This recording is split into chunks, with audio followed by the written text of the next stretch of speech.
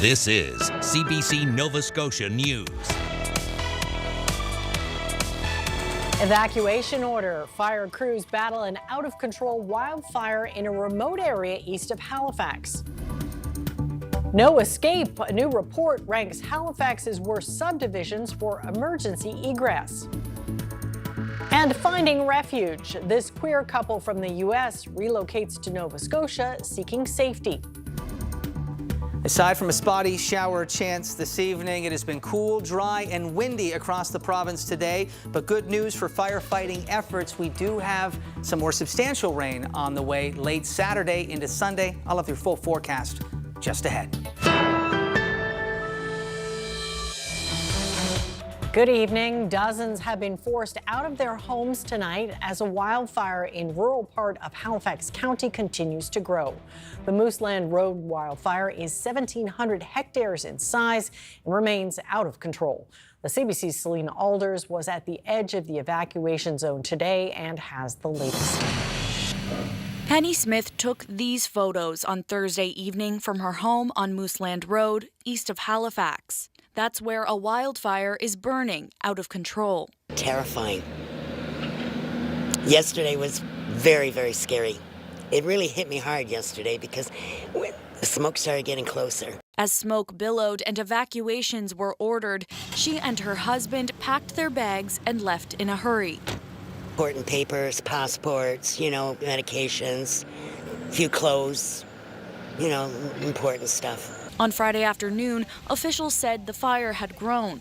Dozens of fire personnel are battling the blaze, and water bombers are fighting from above. Pretty humbling, actually, the amount of people that reached out. This resident is ready to evacuate on a moment's notice and says it's been incredible to watch how everyone has come together. The sense of community out here is unlike anything you would find anywhere else. We look after our own and people look out for one another. Gestures like this one exemplify that. A local mining company donating supplies to those in need. We brought toiletries and fruit and other stationery that we feel like people may need who had to evacuate.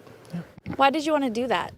Look, we're part of the community. We have employees, we're part of this community, and we want to support as much as we can. The Department of Natural Resources says it's too soon to determine what sparked the fire, but relief is on the way.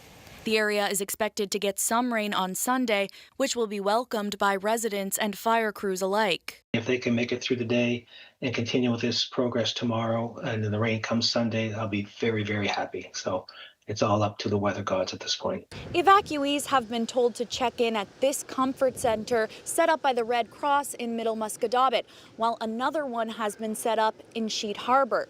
Officials are telling people near the evacuation zones to stay on top of the conditions and have an emergency bag packed and ready just in case. Selena Alders, CBC News, Middle Musquodoboit. In a statement, Natural Resources Minister Tory Rushton warned about the dangers of wildfire season this year. He says so far about 100 wildfires have been recorded across the province. He goes on to say that it's more than double the number we had at this time last year. And while crews are managing current wildfire activity, conditions are becoming drier and the risk is increasing.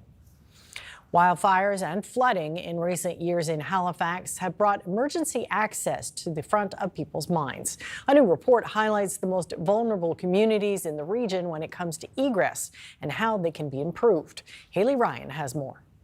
A new report to Halifax Council ranks the top 100 worst subdivisions for emergency access across the municipality. The top 3 are Terrace Bay on the coast, Indigo Shores in Middle Sackville, and Upper Hammonds Plains. It is massive, and it's going to take us a long time to, really, understand what this means, kind of in earnest, for all the communities represented. The rankings were done using a tool that considered road networks, age and income demographics, and exposure to hazards like wildfire and floods. The report says this does not necessarily mean these communities are unsafe, but is one piece to consider when looking at emergency risk. Curtis Wiley has family roots in Upper Hammonds Plains and is leading a co-op housing project in the area. It's not surprising, but it is validating. He says residents raised egress concerns even before the Upper Tantallon wildfire 3 years ago and current Pockwalk Road development boom, bringing more residents. It's almost like bittersweet in a sense. And I'm glad that there's some robust, research that validates and elevates, the feelings that community members have been feeling for some time. A new community group called Paqua Corridor Safe, Safety, Access, and Fire Egress have joined the push for solutions in Upper Hammonds Plains now and say there should be no new development in the meantime. We need to get these egresses done ASAP. They will have blood on their hands if they have another emergency and people die. It shouldn't take somebody to die to have this issue fixed. This year, the city is building an emergency exit from Westwood Hills, where the 2023 fire began, and Highway 103. But Wheaton says that won't help nearby subdivisions. City staff will now explore where new roads could go in certain vulnerable communities, including Hammonds Plains and Upper Tantallon. They will ask utilities like Halifax Water and Nova Scotia Power to help create routes on their land, like this power line corridor between Glen Arbor and Lucasville Road. However we can do this most quickly to get people out of jeopardy is the way we should be proceeding. Staff will also look at requirements to make sure future subdivisions are better designed and bring emergency plans to vulnerable communities. Haley Ryan, CBC News, Halifax. And Jay is here with a first look at the weather. So Jay, what are the weather conditions looking like for the crews fighting the fires? Yeah, I mean, not ideal in the very short term. We have high wind and we have fairly low humidity levels across the province right now. That's a bad combination. We want the opposite of that. We want higher humidity. We want a decrease in that wind speed. I will say the wind has been robust, but in a westerly direction, which means smoke and flames being directed towards the east with that wildfire. Also another one into western Annapolis County, kind of east of Digby to keep an eye on. But the good news in the midterm, we'll say, is that humidity levels will begin to increase through the day tomorrow. Still blustery, but very late in the day, east of Halifax, likely late evening. We do have some substantial rain that is on the way. Could be seeing anywhere from just over 10 millimeters to over 25 millimeters. A lot of that falling late Saturday night through Sunday morning. So the wind stays fairly robust tomorrow, picking up to 20 to 40 kilometers per hour in the afternoon. That's not good. Southwest wind direction, that will see more humid air building in. That is helpful, but it's really that rain that arrives late Saturday night in through early Sunday. I think that will be the biggest help for the crews battling that wildfire. That is some good news. All right, thanks, Jay. We'll talk soon. Some daycares in small Nova Scotia towns are struggling to find enough early childhood educators to operate at full capacity. As Selena Alders tells us, these staffing challenges are limiting access. At this daycare in Bridgewater, 200 families are on the wait list for a spot, and yet 2 of its classrooms sit completely empty. They're not only on our list, they're coming to our door. They're often crying, they're in tears. That's because the center doesn't have enough staff. It needs 5 more early childhood educators in order to operate at full capacity. Executive Director Donna Stapleton says recruiting people in a small town is challenging. She points to the high cost of housing and a lack of public transit in neighboring communities. She says higher wages could help. We know the wage scale still hasn't started at a living wage. So, even though we have a wage scale, we still have work to do on that. So the incentives for young people are, I don't think, where they need to be yet. The education minister says the province has done work to attract more people to the sector, including implementing a wage scale. We're doing much better now that we've increased the wages and we've added the pension and benefits. Jigisha Patil runs a daycare in Port Hood, Cape Breton. In a rural community, she too has had a hard time recruiting staff. She says when more than one employee calls out sick, they have to close classrooms. We either have to ask the kids to stay home or we have to call the parents saying, hey, is there a possibility you can come and pick up your child early? Back in Bridgewater, Stapleton has 2 qualified ECEs ready to work. But they're waiting on their immigration papers, which she says has been a slow and cumbersome process. The province says early childhood educators are a priority within Nova Scotia's immigration selection process. It's up to Ottawa, however, to make final decisions about work permits and permanent residency. But people working in the childcare sector say they want to see more guidance from the Provincial Department of Education on how to navigate this complicated process. Their end goal is to have more people working in daycares to help combat the shortage. Selena Alders, CBC News, Halifax. Lawrencetown Library says it will still be shutting its doors temporarily, despite being offered a funding reprieve. Earlier this week, the Annapolis Valley Regional Library Board opted to use reserve funds to keep 5 branches slated for closure open until the end of September. But the Lawrencetown branch says they already had plans to switch to an independent, volunteer-supported model. The branch says with no guarantee of further funding, they're sticking to that plan. A queer couple from the U.S. recently moved to Nova Scotia to distance themselves from growing anti-queer rhetoric. She explains to the CBC's Andrew Sampson the complexities of such a big transition. It's never easy to uproot your life, but Grace Mahoney knew she had to leave the United States. I'm queer. My spouse is also queer and non-binary. It's started becoming a very unsafe place for us, as it is for a lot of queer humans existing in the U.S. After moving to Nova Scotia from Worcester, Massachusetts in February, Mahoney says they've finally been able to exhale. I said to Caden, my spouse, I think my favorite part of Nova Scotia so far is the fact that we can go out and I can hold your hand and I can put my arm around you and touch you and be just normal with you. In June, Mahoney's spouse took her on a surprise trip to the small town of Windsor, about 45 minutes away from Dartmouth. We watched the Pride Parade. It was so beautiful. That was actually my first Pride ever. Which literally we were there and I was like, oh my God, it's my first Pride. And I was like, I can't believe this is my first Pride. It feels so appropriate. And everybody there it felt like family. And it was such a powerful experience for us.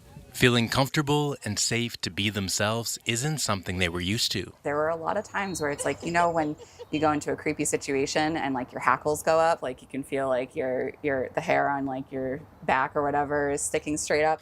Last year, Mahoney and her spouse began to seriously consider leaving. The entire last year, every single day, it felt like something new that was awful was happening.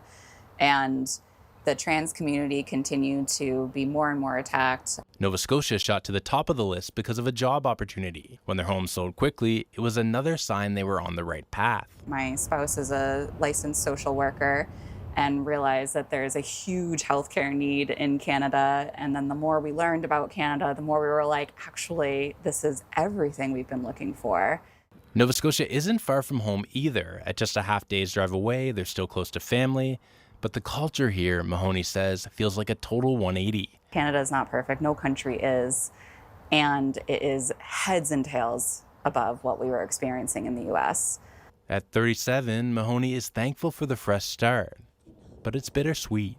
There's still grief for what we had to leave, and grief around the reasons why we had to leave and why we left.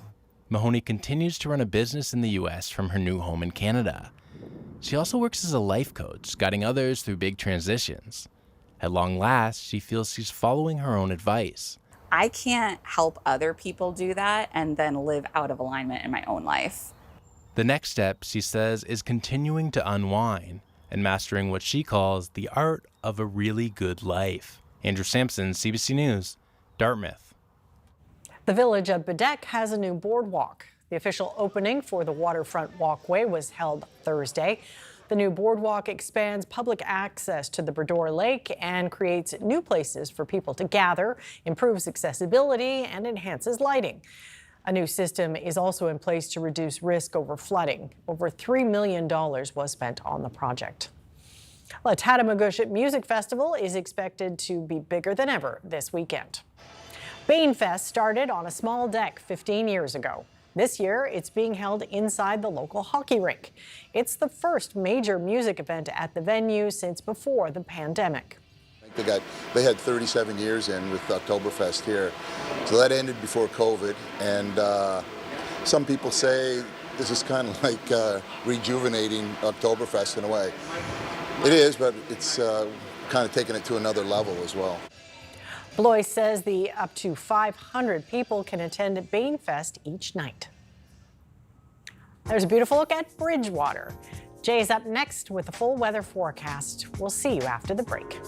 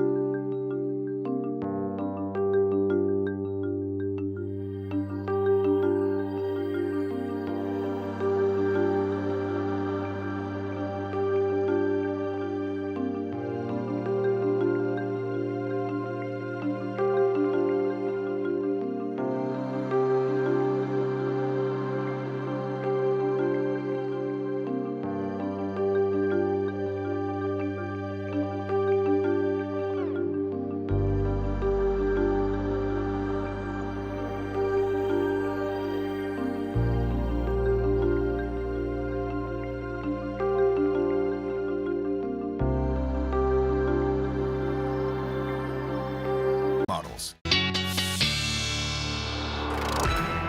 And Jay is back with this full weather forecast. So the weekend is here, and it sounds like there will be some good news for the folks fighting the fires. Yeah, I mean, what is often bad news for a lot of folks is good news when it comes to, well, agriculture and wildfires. That is rain. And we could be looking at substantial rain, really a lot of that falling overnight Saturday through early Sunday morning.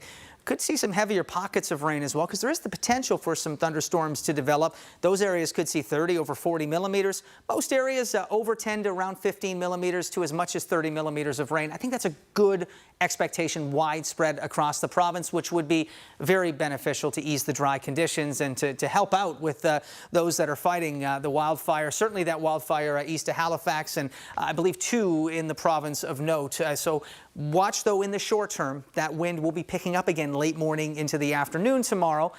And that's not helpful for the wildfires. It's from a westerly direction today, which means smoke, flames generally being directed towards the east. Tomorrow, that wind does veer around to more of a southwesterly direction, which means pushing flames and smoke in a northeasterly direction. So something to keep in mind. It's an increase in the wind speed tomorrow afternoon, a change in the wind direction, but a southwest wind also ushers in more humidity. So high wind with higher humidity is still better than the conditions we're seeing today. We know it's coming with some rain to follow, and that is the approaching cold front driving in that brisk wind from the southwest tomorrow. So as we take a look at the satellite and the radar picture, quiet conditions, which is often the case when it's cool, and it certainly was cooler than normal today.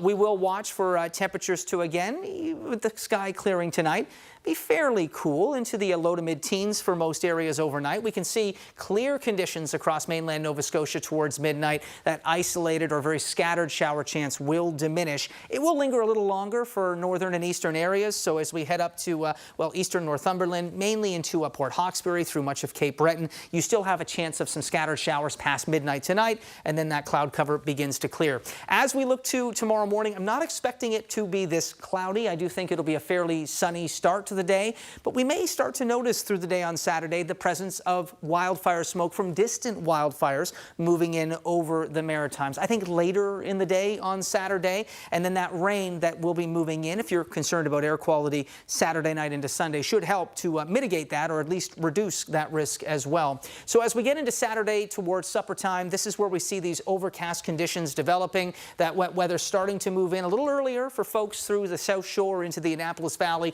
and then those heavier pockets of rain building east overnight into Saturday morning. You can see some convective showers, which may come with a rumble of thunder, both ahead of that cold front and then more scattered in nature, but that chance will still be there through the afternoon and early evening in the wake or following the passage of that cold front. We get a strong southerly wind ahead of the front, and then a brisk west to northwesterly wind that follows, which will see that sky begin to clear late in the day. Nice to see that wet weather in the forecast, though, to help crews battling wildfires. As we look to tonight, conditions across the province will be clearing after midnight, becoming mainly clear for mainland Nova Scotia. A chance for more eastern areas that those showers could linger for an hour or two past midnight before you start to see your clearing trend up into Sydney, for example, across eastern mainland Nova Scotia and Cape Breton. Temperature-wise, between 13 and 16 degrees for most areas. A few spots, though, inland, low-lying, may dip down another degree or two, so something to keep in mind. Could be another cool night for a few spots, although I don't think as cool as last night. And then into the afternoon tomorrow, you can see those temperatures are back into the low to mid, even approaching the high 20s. We'll start to see a bit of humidity building in as well, which means add 2 or 3 degrees for the humidex. But the clouds will also be increasing, as will that wind from the southwest.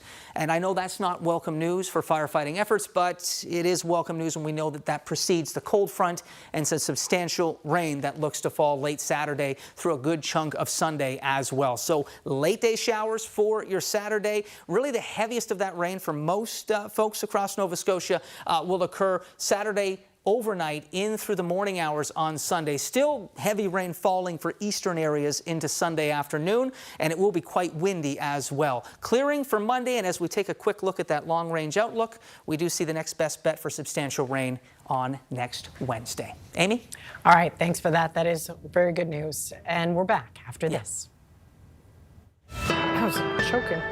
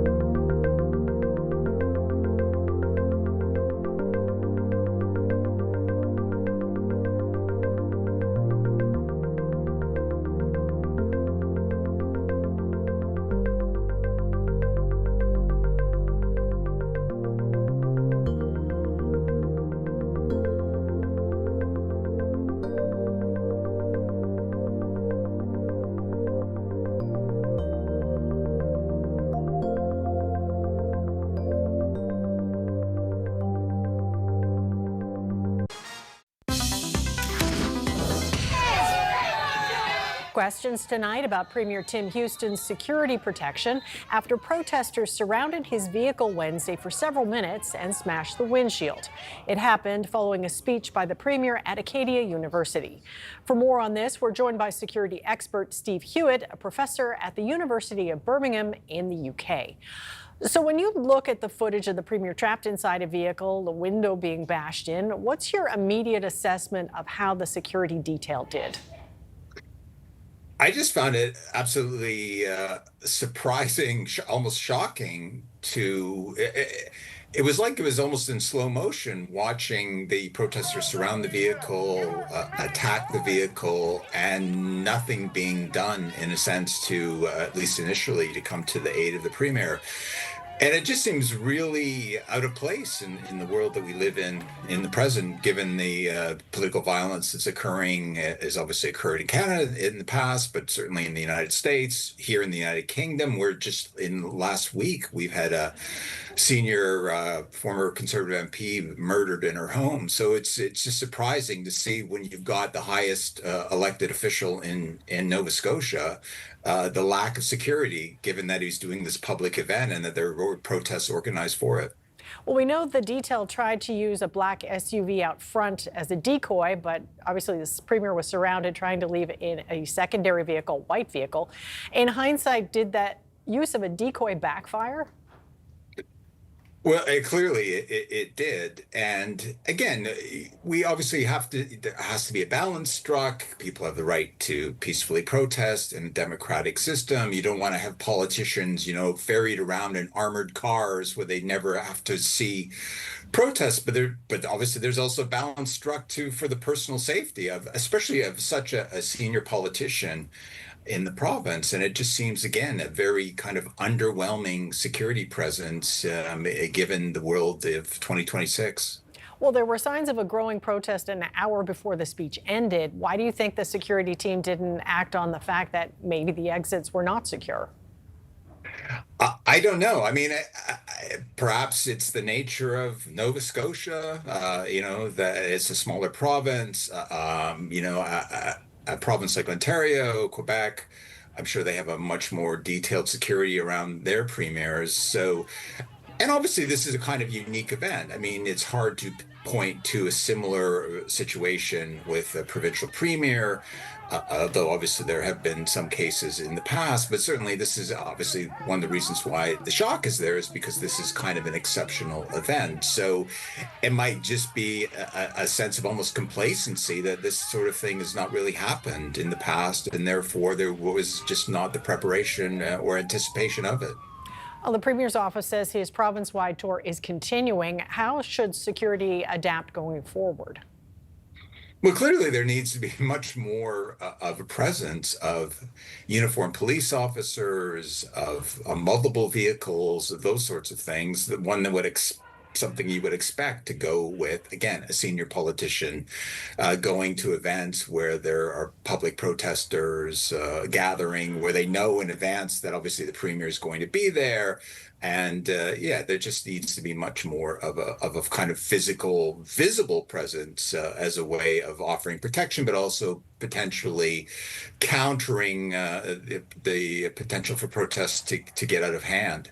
Now, Prime Minister Mark Carney and Nova Scotia provincial opposition leaders have condemned the incident.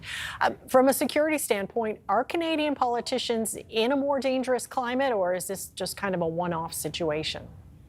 I don't think there's any question that it's a more dangerous climate. It's driven by multiple things. It's driven obviously over real anger, over policies, but it's also fueled by social media, algorithms, directing constant stream of content, a kind of dehumanization of politicians, people angry coming out of the pandemic as well. So it's not just obviously a Canadian thing either. We've seen political violence in the United States, political violence over here in the United Kingdom.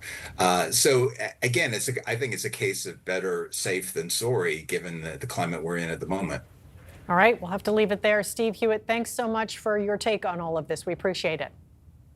Thank you.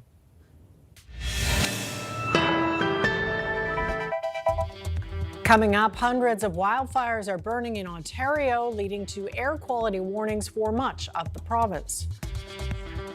And a Canadian rock band is playing to sell out crowds, even though no one knows who the masked duo are.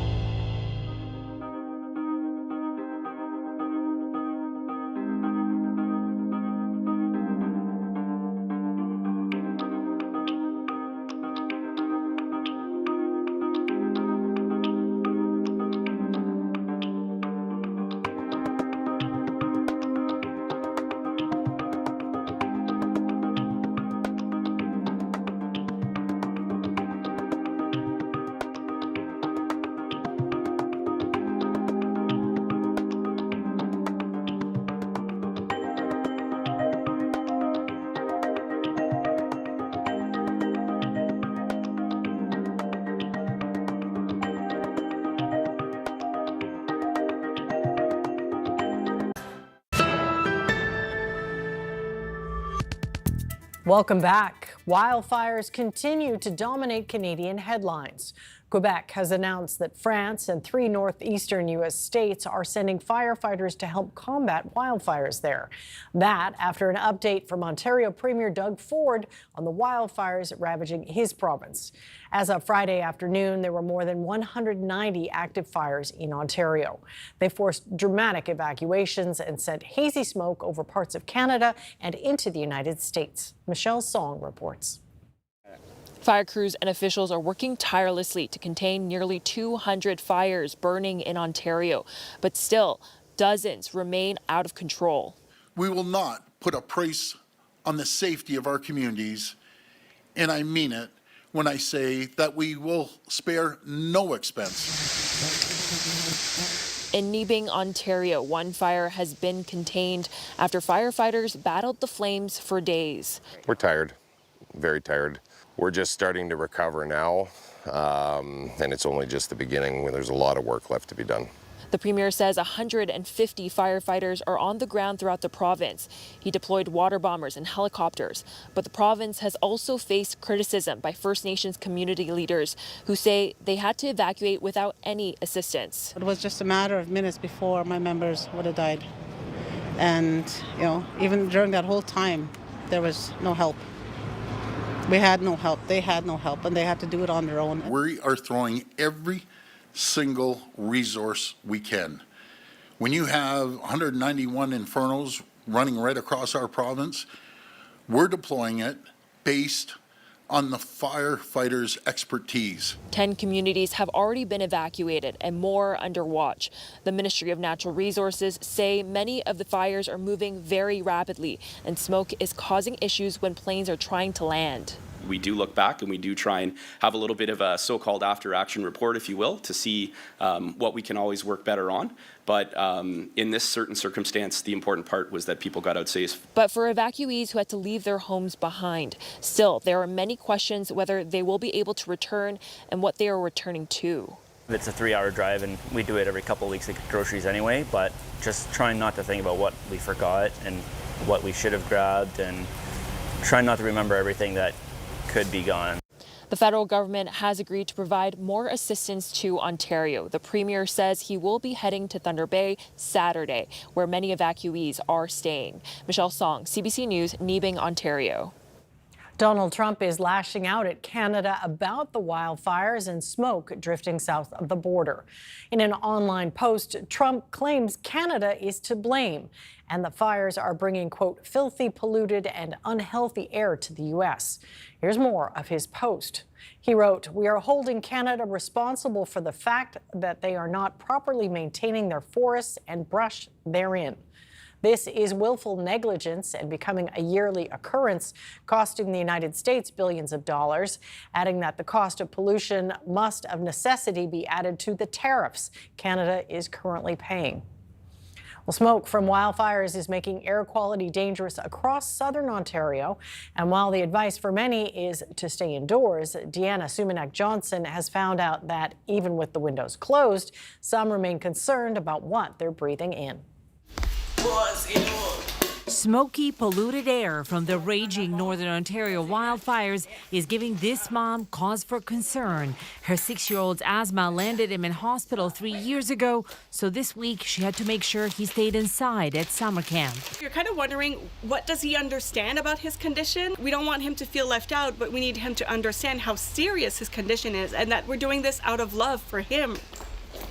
She said the Ottawa area camp was happy to accommodate him, but for some, even staying inside isn't safe. Poor air quality is impacting people in areas across the province like Toronto, Thunder Bay and Windsor. A Toronto daycare had to shut its doors on Thursday due to poor indoor air quality. When I went into our preschool room, it was very heavy with the smoke, and the air conditioning was running for about half an hour, but it didn't seem to be doing anything. For those who have to venture out, respirator and anti-particulate masks are a hot commodity. The masks are really flying off the shelves. We've had a lot of folks come in looking for either KN95s or some sort of alternatives to make sure that when they're out running groceries that they can feel safe. Also in demand, air purifiers. This store is down to its last one. The short and long-term effects of breathing in smoky air are many, says this doctor. Smoke, you can feel it in your throat. You might feel a bit of a headache, feel unwell that day. And if you have underlying conditions like heart disease or lung disease, you could notice yourself having more trouble breathing. You could actually have an asthma attack, even a heart attack or stroke. She and other doctors concerned with environmental impacts on health say the wildfire season is no longer a surprise. It's sadly becoming a summer staple, and they want the government to act now, improving, for example, standards for air quality in buildings, but also tackling climate change. Deanna Sumanak-Johnson, CBC News, Toronto. On Prince Edward Island, funerals were held today for 2 paramedics killed in a crash 10 days ago.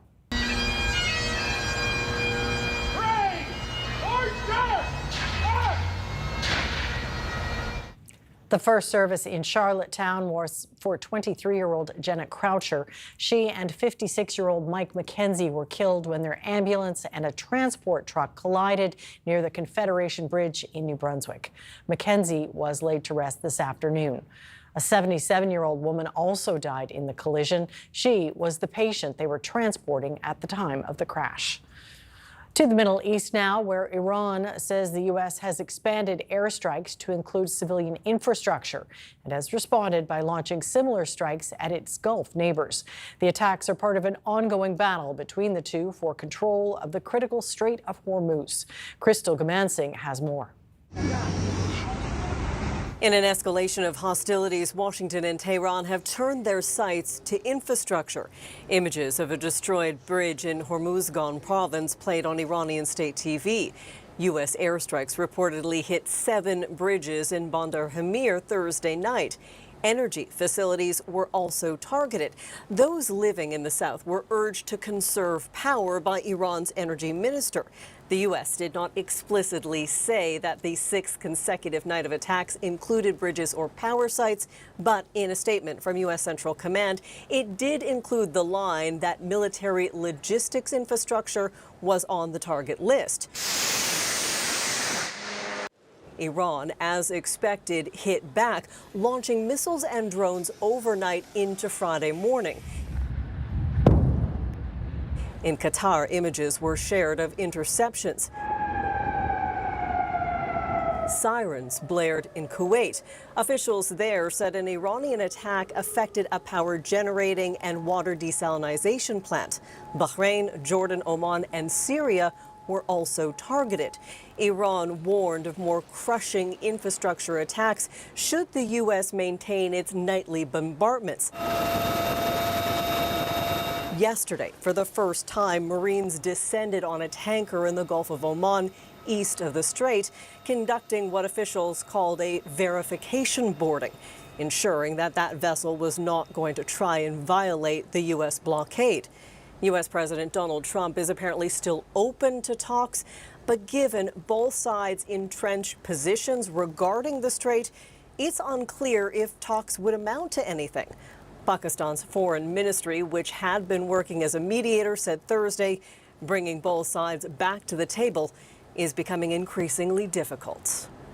Crystal Gamansing, CBC News, London. The United Nations is warning that the transport of Ebola victims in the Democratic Republic of Congo is risking further spread of the virus. There is chances of more people contacting the virus if the management of dead bodies are not done in the best way possible. The UN points to funerals where bodies are sent back home to communities. Ebola remains highly infectious after death, making burial practices a critical part of outbreak control. That remains a challenge because about 2/3 of the deaths have occurred outside clinics or hospitals. As of this week, more than 2,000 Ebola cases and 700 deaths have been recorded in Congo and neighboring Uganda.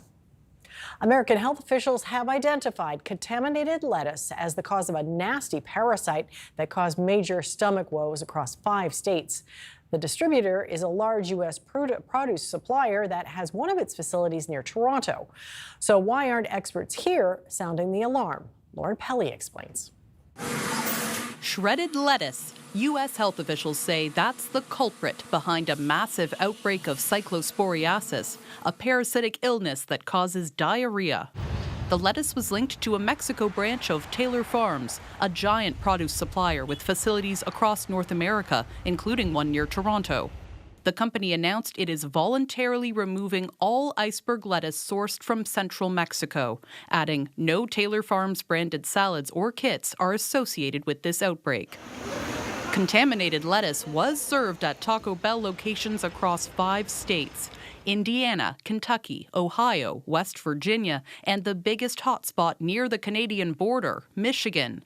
There, more than 5,000 people have gotten sick. At least 100 ended up in hospital. I've had it for about 4 days now. I started having severe nausea, vomiting, and explosive diarrhea. If you ingest cysts of microscopic cyclospora, they travel through the gut, break open and reproduce, creating an infectious army inside your intestines. What we see with this kind of parasite is that it destroys the intestinal cells, and that is reflected in the explosive diarrhea. U.S. labs are bracing for more cases. We typically had about 1 to 5 samples that would come in. Currently, we're getting over 200, sometimes up to 400 a day. So are Canadians also at risk? Cyclospora can be traced to various types of produce, and hundreds of cases do show up here every year. But more than 2 months into the U.S. outbreak, I don't think any of the contaminated lettuce has made it to Canada.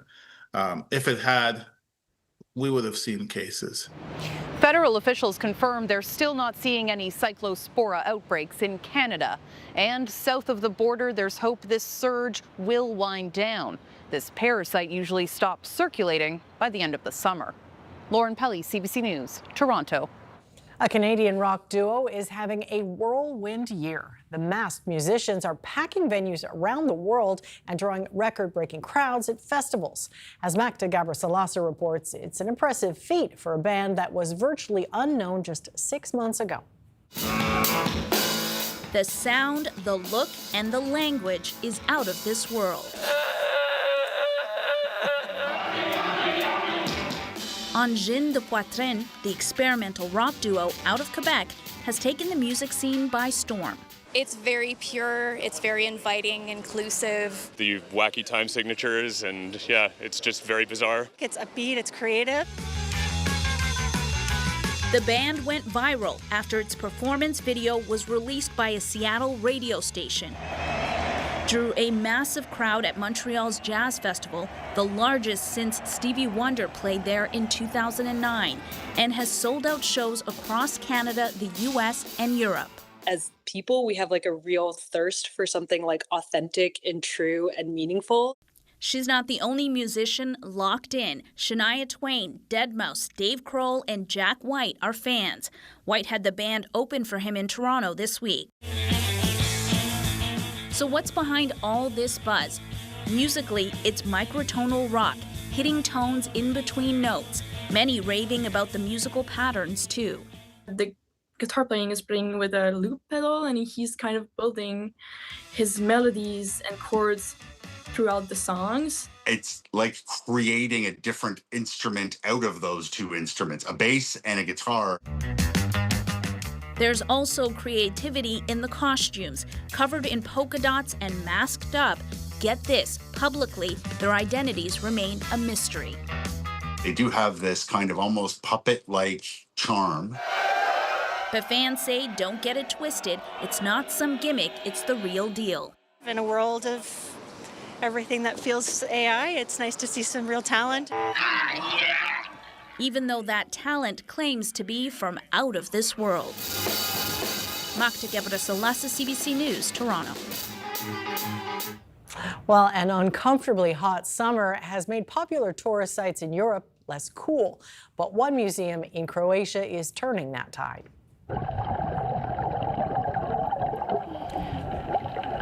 You don't need to be fully dressed to visit this underwater museum located off Croatia's southwest coast.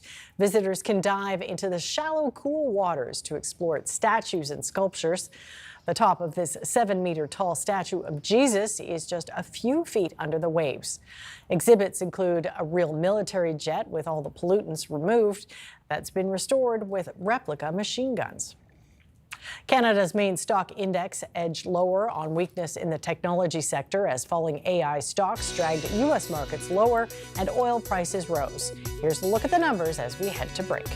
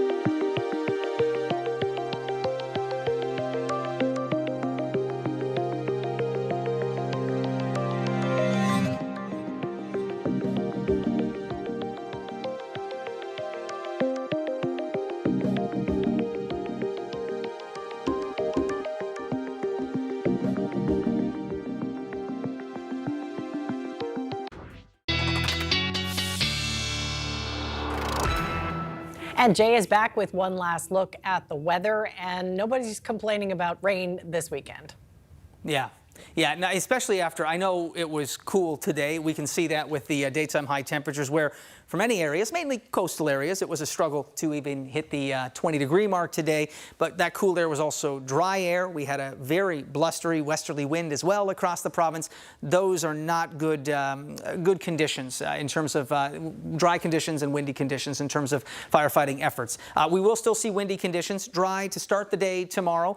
The presence of smoke you may see over the Maritimes and over Nova Scotia later in the day tomorrow from distant wildfires. But we will watch for a southwesterly wind to pick up ahead of an approaching cold front. So the spotty shower chance diminishes through the evening hours, maybe just after the midnight hour as we look to Cape Breton to the east. We start out fairly sunny in the morning. That wind picks up, but as it's increasing, the humidity is increasing, the clouds will be increasing through the second half of your Saturday, and that's ahead of that wet weather that will arrive Saturday night, falling quite heavily. Substantial rain into early Sunday morning as well. So we'll start out mainly sunny for the Halifax area tomorrow. That wind not too bad. It does ease overnight, and it will stay fairly light into the early morning hours tomorrow. Begins to pick up, though, as we get into the afternoon, gusting to 30 kilometers per hour. But as the wind is picking up, the clouds also will be increasing, and a mainly cloudy sky by late afternoon. Temperature around 24, 25 degrees. Could feel 27, 28 with the humidex. The increase in humidity is helpful, but that wind picking up, not so. But just know that that wind increasing is ahead of that cold front that does bring the wet weather, likely very late into the evening hours for the Halifax area on Saturday, and then falling heavily for much of Sunday, which is not good news if you have outdoor plans, but good news for those crews battling wildfires. Absolutely. All right. Thanks very much for that, Jay. Anytime. The Peggy's Cove Area Festival of the Arts is underway, and as part of that, dozens of painters flocked to the village recently to take inspiration from the iconic setting. Have a look. It's Paint Peggy's Cove. It's a plein air event that 40 artists are attending, spread all over the village, just doing plein air painting, oil, acrylic, watercolor, some people sketching. It's pretty iconic. I mean, I grew up in Ontario. I was in Hawaii for 13 years, and that's got some iconic sites too. But this you know, matches as far as the magnitude of the visual for sure. Everything down here is beautiful. The people are really nice. It's home. Like for artists, it's a comfortable place, and we feel kind of safe when we're out here, as opposed to if you were in a big city, do plein air painting. You just don't feel that. Out here, it's just everything. And the beauty is just obviously unbelievable. It's iconic, really. I don't know, it's more of a feeling. You come here, I was here the last 2 nights taking photos of the sunset, and I just sit down, and it's just so relaxing and a meditative place. And you can't help but come here. It's just beautiful. This is all natural. You know, those big rocks. Those.